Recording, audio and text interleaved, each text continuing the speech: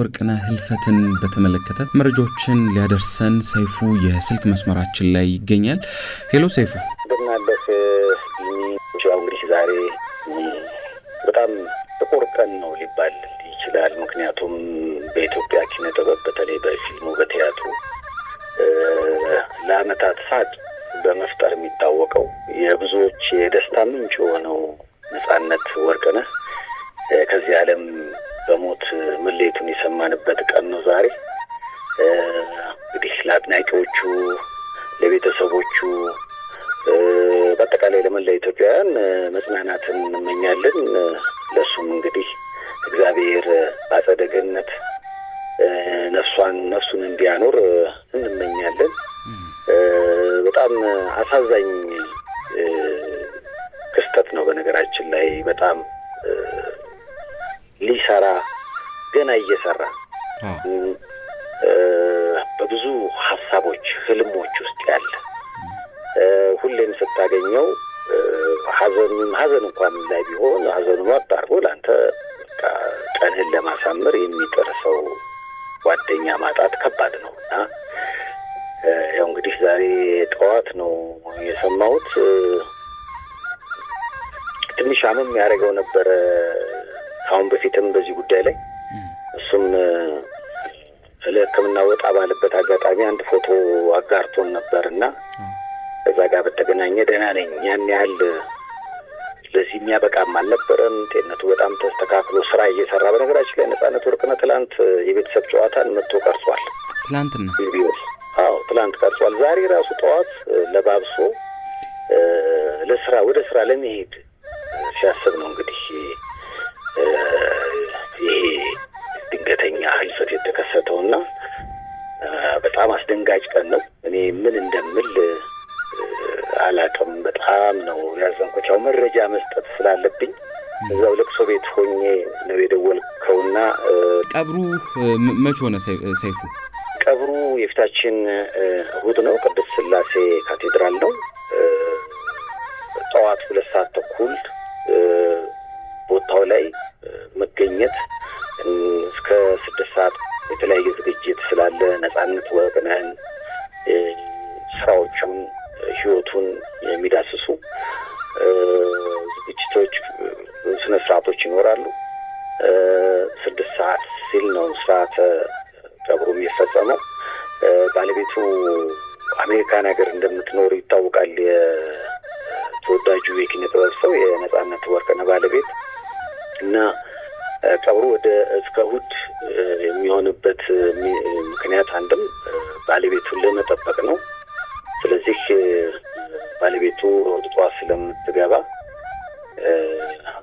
እሑድ ነው ስርዓተ ቀብሩ የሚሆነው። ምክንያቱም ከሰዓት በኋላ ታቦትም ስለሚወጣ በዚህ አጋጣሚ አድናቂዎቹ፣ መላው ቤተሰቦቹ፣ ወዳጅ ዘመዶቹ ይህን መረጃ ልብ ሊሉ ይገባል። ምክንያቱም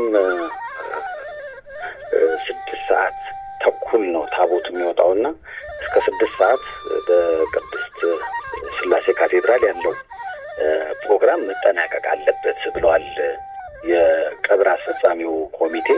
ምናልባት ሰይፍሻ የሞቱን መንስኤ በተመለከተ ግን የተባለ ነገር አንተም የሰማኸው ነገር ይኖር ይሆን? እንግዲህ ተፈጥሯዊ አሟሟት ነው ማለት ያመው ነበረ በተለያየ ጊዜ። እኛም እንደ ቤተሰብ እንደ ጓደኛ የምናውቀው ነገር አለ። ግን አሁን ደግሞ መጨረሻ ላይ ተሽሎት ነገር ነበረ። እየታገለ ነው አንዳንዴ የሚሰራው እንጂ ህመም አለ። ያ ህመም እንግዲህ በጊዜ ሂደት ይሻለው ይሆን? አንዳንዴ ይሻልህና አንዳንዴ ደግሞ ሳይሻል ይቀር የለም። ልክ እንደዛ ነገር ሆዶ በቃ እየተሻለው እኔ ተገናኝተናል። የዛሬ 15 ቀን አግኝቼዋለሁ። እኔ ለሰይፉ ቤቤስ ቀረጻ ስገባ እሱ ቤተሰብ ጨዋታ ቀርጾ ሲወጣ እና በጣም በቃ እንደውም በቃ አማረብህ ተባብለን በቃ አምሮበት በቃ በጣም ለየት ያለ ነገር ባይቻው የተሻለ ነው። በቃ ጥሩ ላይ ነኝ። በጣም የሚገርመው ነገር ፍሬሽማን የሚለውን ቲያትር አውሮፓ ይዘው ለመሄድ ከነ አስናቀ ጋር ተነጋግረው ወዳጁ አስናቀ ሪሄርሳል ላይ ነበሩ፣ እየተጠና ነበረ እና አውሮፓን ለመዞር ማለት ነው። እና በቃ ትልልቅ ሀሳቦች የነበሩት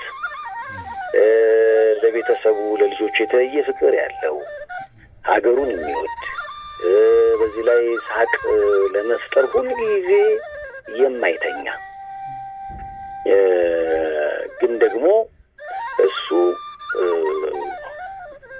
ምናልባት አንዳንዴ ሀዘንም ስሜት ውስጥ ሊሆን ይችላል ወይ ደግሞ ምናልባት የማያስደሰት ስሜት ውስጥ ሆኖ ግን ለአንተ ደስታ የሚጨነቅ ሰው ነው። ነጻነት እንግዲህ ብዙ ዓመት ነው የማውቀው። 2 3 4 ጊዜ ኢንተርቪው አድርጌዋለሁ። በጣም ስል የሆነ አእምሮ ነው ያለው። ፈጣን ነው። ለቀልድ ብቻ የተፈጠረ ነው እና ግን አንዳንዴ በተለይ አሁን እንደ ሶሻል ሚዲያዎች ላይ የሚጽፋቸው ጠንከር ያሉ ጥቅስ የሚመስሉ ነገሮች ነበሩና ይገርመኝ ነበር። እንዴ በአካል የምናገኘው ወይም ስንገናኝ የምንጨዋወተው ያ በጣም ቀልድን መሰረት ያደረገው ነጻነት፣ እርግጥ በቀልዶች ውስጥም ቁም ነገር አለ፣ ግን በፌስቡክ ላይ ፖስት የሚያደርጋቸው ነገሮች አንዳንዴ ከነጻነት የማጠብቃቸው ነው እና የተለዩ ናቸው እና እስከ ትናንትና ድረስ በጣም በቃ በሰል ያሉ መልእክቶችን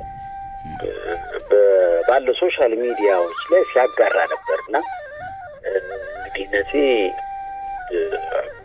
አዲስ ሲኒማ ስለመስራት እያወራን አዲስ አሁን ፍሬሽማንን አውሮፓ ይዞ ስለመሄድ እያሰበ በጣም በቃ ልዩ በሆነ የመኖር ጉጉት ውስጥ እያለ ነው እንግዲህ ድንገት ያጣ ነውና ዛሬ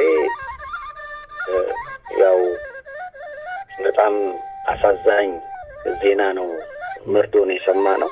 ለኢትዮጵያ ደግሞ በጣም ጥቁር ቀን ነው። በጣም አሳዛኝ ቀን ነው። ብዙዎች ይደውላሉ፣ ቀብሩ መቼ ነው የት ነው ይላሉ።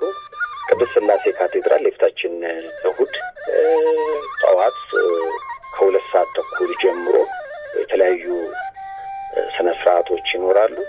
ቀብሩ የሚፈጸመው 6 ሰዓት መሆኑን ለአድናቂዎቹ ለአፍቃሪዎቹ ለመግለጽ እንወዳለን። ያው እንግዲህ የሁሉም ሀዘን ነው። እግዚአብሔር ያጽናን፣ ከዳግም ሀዘን ይሰውረን። አሜን አሜን። ለቤተሰቦቹ፣ ለአድናቂዎቹ፣ በአጠቃላይ ለመላ ኢትዮጵያውያን ዳግም መጽናናትን እንመኛለን። በጣም እናመሰግናለን ሰይፉ።